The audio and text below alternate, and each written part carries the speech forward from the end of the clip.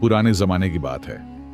Samarra के करीब एक घने जंगल के किनारे एक वीरान झोपड़ी में एक गरीब लकड़हारा अब्बू हाशिम अपनी 3 छोटी बेटियों लैलई, जैनब और मरियम के साथ रहता था। वो इतना गरीब था कि गांव में घर बनाने के पैसे भी न थे, इसलिए उसने जंगल की उस वीरान झोपड़ी को ही अपना ठिकाना बना लिया था। अब्बू हाशिम रोजाना जंगल से सूखी टहनियां और गिरे पड़े लकड़ जमा करता, उन्हें सामर्रा के गांव वालों को बेचता और जो चंद सिक्के मिलते उससे मुश्किल से उस दिन का खाना आ जाता। वो बिना थके मेहनत करता ताकि अपनी बेटियों के लिए रोटी का बंदोबस्त हो सके। एक दिन जब वो बेटियों के साथ खाना खा रहा था तो प्यार भरी निगाह से उन्हें देखते हुए सोचने लगा, मैं रोजाना सख्त मेहनत करता हूं मगर सिर्फ एक दिन का खाना ही जमा कर पाता हूं। अगर कभी मैं बीमार पड़ गया या कोई मुसीबत आ गई तो मेरी इन मासूम बेटियों का क्या होगा। मुझे मेहनत बढ़ानी होगी ताकि कुछ बचत हो जाए और मुश्किल वक्त के लिए तैयार रहूं। उसने फैसला किया कि कल से वो ज्यादा लकड़ियां जमा करेगा। अगले दिन वो जंगल में गया और सूखी टहनियां उठाने लगा। एक जगह से दूसरी जगह घूमता रहा, मगर शाम होने को आई तो उसे एहसास हुआ कि वो बस एक ही दायरे में चक्कर लगा रहा है और लकड़ियां वही पुरानी मात्रा में हैं। जंगल छोटा था, रोजाना उससे ज्यादा कुछ निकलता ही नहीं था। मायूस होकर वो गांव आया, लकड़ियां बेची और ताजिरों से दूसरा काम मांगने लगा, मगर हर जगह उसे ताने मिले। उसके पास लकड़हारे के सिवा कोई हुनर न था। उदास होकर वो झोंपड़ी लौटा और किस्मत को कोसने लगा। रात को जब बेटियों को खाना खिलाकर सोने लगा तो चिराग बुझाने से पहले उसकी नजर दीवार पर लटकती अपनी पुरानी कुल्हाड़ी पर पड़ी। वो कुल्हाड़ी सिर्फ ज़ैनत के लिए लटकाई थी। वो कभी पेड़ नहीं काटता था। वो जानता था कि पेड़ काटने का मतलब जंगल का खात्मा है और जंगल खत्म हुआ तो उसकी रोजी भी चली जाएगी। इसके अलावा कदीम जमाने से एक अफवाह भी चलती थी कि यह जंगल एक बेरहम इफरीत के ज़ेरे हिफाजत है जो पेड़ काटने वाले को बेदर्दी से हलाक कर देता है। इसीलिए लोग इस जंगल से दूर रहते थे और अब्बू हाशिम के सिवा कोई करीब न फटकता था। काफी सोच विचार के बाद अब्बू हाशिम ने कुल्हाड़ी उठाने का फैसला कर लिया। यही वही रास्ता था जो उसकी ख्वाहिश पूरी कर सकता था। सुबह हुई तो वो कुल्हाड़ी लेकर जंगल रवाना हुआ। जैसे ही उसने पहला पेड़ काटने के लिए कुल्हाड़ी उठाई, अचानक उसकी नजर करीब ही लकड़ियों के एक बड़े गट्ठर पर पड़ी। पहले तो उसने सोचा शायद किसी दूसरे लकड़हारे की छोड़ी हुई हो, मगर चारों तरफ देखा तो कोई न था। गट्ठर पर एक कागज चिपका था जिस पर लिखा था, ये तुम्हारे लिए है, ले जाओ। अब्बू हाशिम समझ न सका, मगर जरूरत इस कदर शदीद थी कि उसने गट्ठर उठाया, गांव जाकर अच्छे दाम बेचा और खुश खुश झोंपड़ी लौट आया। अगले दिन भी वही गट्ठर वहीं मौजूद था। यूं ही यह सिलसिला चलता रहा। 1 साल गुजर गया। अब्बू हाशिम रोजाना गट्ठर उठाता, बेचता, गुजारा होने लगा और कुछ बचत भी होने लगी। मगर जब बेटियां बड़ी होने लगीं और खर्चे बढ़ गए तो गट्ठर काफी न रहा। उसने फैसला किया कि अब खुद पेड़ काटेगा।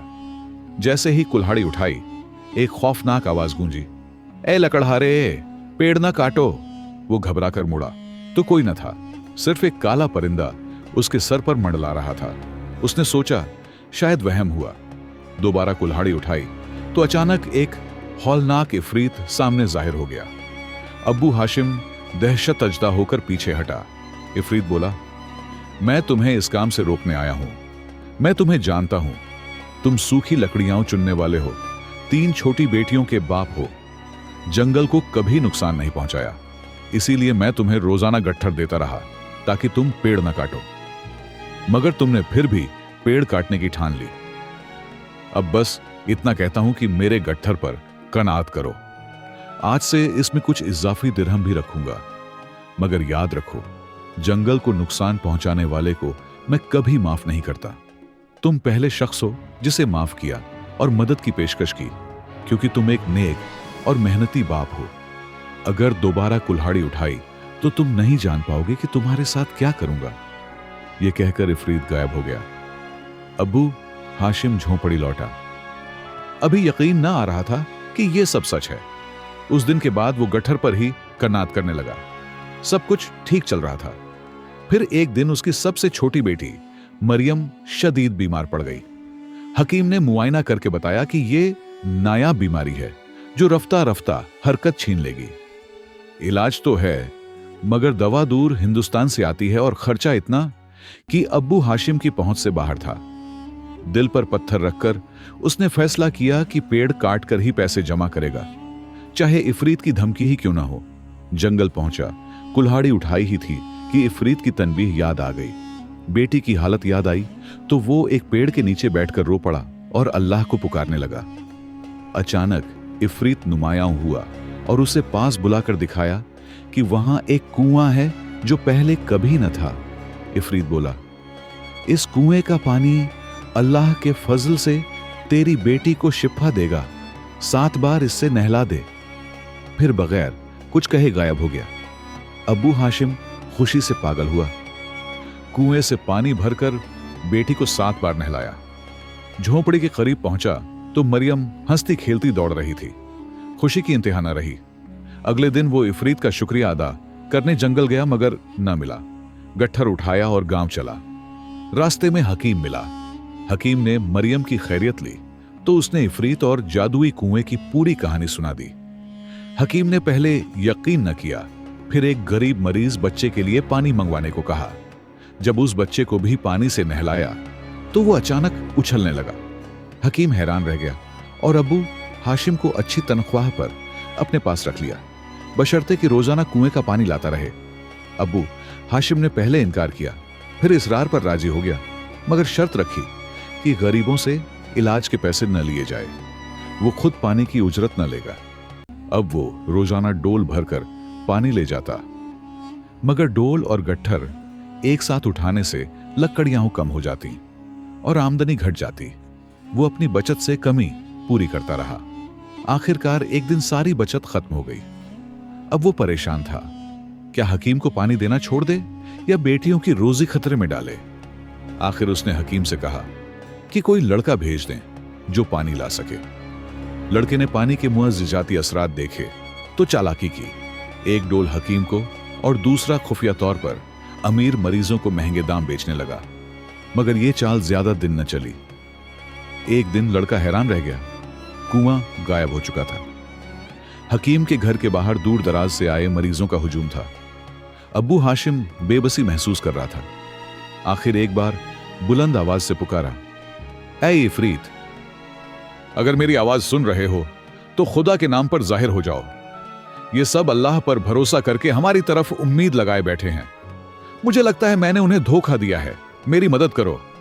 पुकार खत्म होते ही इफरीत नुमायान हुआ और बोला, ऐ नेक लकड़हारे, जब तेरे मुकर्रर किए लड़के ने मुकद्दस पानी को तिजारत बना दिया तो मैंने कुआं छिपा लिया, मगर मैं जानता था कि तूने कभी पैसे न लिए और न हकीम ने गरीबों से ज्यादा वसूल किए। तेरी नेकी की वजह से कुआं वापस करता हूं, मगर अब सिर्फ तू ही इससे पानी निकाल सकेगा। कोई और हाथ लगाएगा तो खाली मिलेगा। अब्बू हाशिम बोला, मगर अगर मैं सिर्फ पानी लाने में मशगूल हो गया तो लकड़ियां कौन बेचेगा, मेरी बेटियों का गुजारा। इफरीत मुस्कुराया, जैसे मैं गट्ठर देता था वैसे ही तेरी तमाम जरूरतें पूरी करूंगा। जा, हकीम से कह दे कि गरीबों से पैसे ना ले, सिर्फ अमीरों से मुनासिब मुआवजा वसूल करे। तुम दोनों अपनी जरूरत के मुताबिक रख लो, बाकी गरीबों पर खर्च कर देना। अब्बू हाशिम खुशी से चला उठा। तूने हमेशा मेरी मदद की, ऐ इफरीत, मैं तेरा शुक्रगुजार हूं। उस दिन के बाद से सामर्रा और आसपास के गांवों की काया पलट गई। हर हफ्ते नए पेड़ लगने लगे, साफ पानी की नहरें खोदी गईं, अमीरों के चंदों से गरीबों का मुफ्त इलाज होने लगा। अब्बू हाशिम खादिमे जंगल के नाम से मशहूर हो गया। उसकी बेटियां बड़ी होकर मुआशरती खिदमत में लग गईं।